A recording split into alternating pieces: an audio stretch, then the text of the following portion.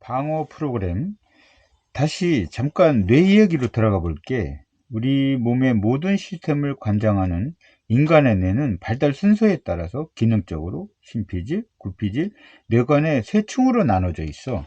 진화의 역사에서 가장 오래된 뇌관은 파충류의 뇌 또는 원시의 뇌로 불리며, 호흡과 심장 박동과 같은 생명 현상을 직접 담당하지. 구피질은 포유류가 출현하면서 발달된 것으로 포유류의 뇌라고 불려 변환계로서 감정과 스트레스 반응을 관장해. 마지막으로 심피질은 되뇌피질로서 전두엽, 두정엽, 후두엽, 측두엽을 말하는데, 언어 활동을 토대로 기억, 분석, 판단을 하는 등 고차원적인 정신 활동을 담당해. 다른 말로는 인간의 뇌라고 불리지. 구피질은 우리 감정 중에서도 두려움을 주로 관장하는데, 두려움이란 감정은 위험한 순간에 자신의 몸을 지키게 해주는 중요한 생존 도구야. 평생 동안 우리를 위험으로부터 보호해주는 일종의 방어 프로그램이라고 볼 수 있지. 심피질 역시 의심이라는 생각과 판단 중심의 방어 프로그램을 갖추고 있어. 이처럼 두려움과 의심은 우리 인간이 살기 위해 진화시켜온 특별한 자기 방어 프로그램이야. 덕분에 우리는 다양한 경험 속에서 어떤 것은 안전하고 어떤 것은 위험한지를 재빨리 판단할 수 있지. 하지만 방어 프로그램이 의식을 완전히 지배해버리면 우리는 새로운 경험을 함에 있어서 방해가 돼. 실제로 진화를 통해 물려받은 집단 무의식 차원의 방어 프로그램 중 상당 부분은 오늘날의 문명사회에서는 불필요한 경우가 많아. 지금은 당장 굶어 죽거나 맹수로부터 죽음을 당할까봐 걱정할 일이 거의 없잖아. 그럼에도 불구하고 삶 속에서 생존에 대한 두려움이나 의심들이 불쑥 튀어나올 때가 있어. 이럴 때 방어적인 자세를 취하게 되지.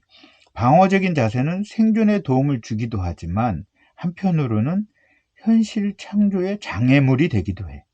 그렇기 때문에 우리는 최소한의 의심과 두려움만 남겨놓고 불필요한 방어 프로그램의 가동을 최소화해야 할 필요가 있어. 가끔 말하지만 마음은 정보들의 집합이야. 그리고 그 정보들이 어느 방향으로 이어지느냐에 따라 마음의 방향도 달라지게 되지. 우리는 마음의 소리라고 불리는 무의식의 배심원들을 가지고 있어. 이들은 각각의 경험들을 토대로 자신의 발언권을 통해 내가 위험에 처하지 않게 하기 위해서 열렬히 회의하고 결정된 내용을 나에게 전달해 주는 거야. 가끔 마음속으로 이걸 할까? 저걸 할까? 고민할 때 여러 마음들이 뒤섞이곤 하지. 그 순간이 바로 무의식의 배심원들이 열렬히 회의를 하고 있는 순간이지.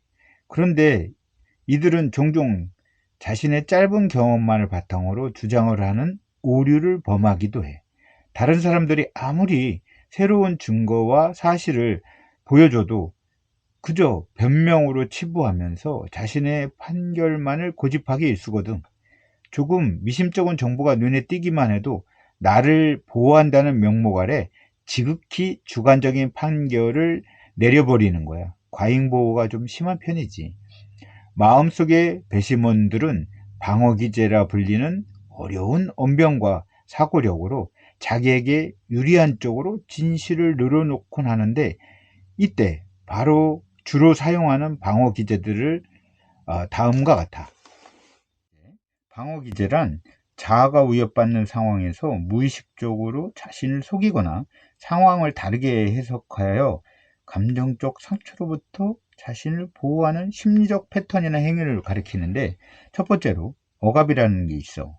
불안에 대한 일차적인 방어기제인데, 가장 흔히 쓰는 방어기제로서 받아들이기 힘든 생각, 욕망, 충동들을 무의식 속으로 불러놓고 회피해버리는 거야. 두 번째로는 상환이라는 게 있는데, 무의식 속의 죄책감을 씻기 위해서 스스로 고생을 자처하는 것을 말하는데, 예컨대 실수로 누군가에게 해를 입혔을 때 그 죄책감에 평생을 봉사하면서 살아야 한다고 믿는 사고방식이 그러한데, 누구도 그렇게 시킨 적이 없어. 스스로 그렇게 해야 죄값이 치러진다고 믿고 있는 것 뿐인데, 그 세 번째, 적대적 동일시. 제일 닮고 싶지 않은 사람을 오히려 모방하는 것을 말해. 예컨대 폭력적인 아버지 밑에 학대를 받고 자란 아이들이 아버지를 증오하면서 커서는 똑같이 폭력적인 성향을 띠는 경우, 이런 경우를 적대적 동일시라고 말해. 그 다음에 네 번째, 투사. 자신에게 내재된 단점들을 상대방한테 투사하여 그것을 비난하는 것인데, 예컨대 자신이 이유 없이 특정 인물에게 특별히 가혹하게 굴고 있다면 그 사람에게서 내 안에 나약한 측면을 발견했기 때문이야.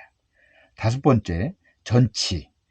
원래 자신이 품은 감정을 덜 위험한 대상에게로 옮겨서 풀려고 하는 것인데, 예컨대 자신의 도덕적 타락에 대한 죄책감에 빠진 사람이 강박적으로 손을 씻는 등의 결벽증을 나타내는 경우가 이런 경우야. 여섯 번째, 부정. 가장 원초적인 방어 기제 중 하나인데, 자신이 감당하지 못하는 상황들을 아예 받아들이지 않는 것인데, 암 선고를 받은 사람이 자신의 진단 결과에 오류가 있다고 주장하는 이런 경우를 부정이라고 해. 여섯 번째, 합리화. 그럴듯한 논리로 자신의 부조리한 생각이나 행위가 타당하다고 주장하는 거야. 이솝우화의 여우가 포도를 보면서 보나마나 신포도일 테니 따먹지 않는 것이 좋겠다고 포기하는 그런 경우를 합리화라고 하지. 그 다음에 일곱 번째, 저항. 억압된 기억들이 의식으로 떠오르는 것을 스스로 막는 것으로, 때로는 그 기억 자체를 제거해 버리기도 해. 큰 충격을 받고 나서 그 원인이 되었던 사건을 아예 머릿속에 지워버리는 단기 기억 상실증 같은 경우가 저항이라고 볼 수가 있지. 여덟 번째, 반동 형성. 이것은 마음속에서 솟아난 욕구와는 정반대로 행동함으로써 그 욕구를 틀어막는 거야. 속으로는 동생을 시기하고 미워하는 아이가 겉으로는 동생한테 지나친 사랑과 애정을 보이는 이런 경우를 반동형성이라고 하지. 아홉 번째, 승화. 본능적인 욕구나 참기 어려운 충동을 사회적으로 용인하는 형태로 돌려서 해소하는 것인데, 폭력적인 행동과 에너지를 스포츠나 예술 활동 등으로 대신 풀어가는 것이 이러한 승화라고 볼 수가 있어. 우리의 무의식은 이처럼 다양한 방어 기제로서 본래의 정보와 사건들이 무엇인지를 알아채지 못하도록 회방을 놔. 꼭 나쁘다고 볼 수는 없지만 객관적이지 않는다는 점에서는 그리 좋은 게 아니야. 왜곡된 삶을 합리화하여 살아왔던 대로 계속 살아가게끔 하니까 그들에게 새로운 경험이란 매우 두려운 거야. 내가 그들이 알고 있던 것에 반하는 걸 하려고 하니 그들은 열렬히 방해하게 되는 거지. 그 탓에 우리는 진짜 원하는 것이 무엇인지 알기 어렵게 된 거야. 주관적인 판단은 결코 진실일 수 없잖아. 어쩌면 내가 지금 바라고 있는 것들도 잠재의식 속의 결핍과 상처로부터 비롯된 방어 기제의 아우성이 아닐까?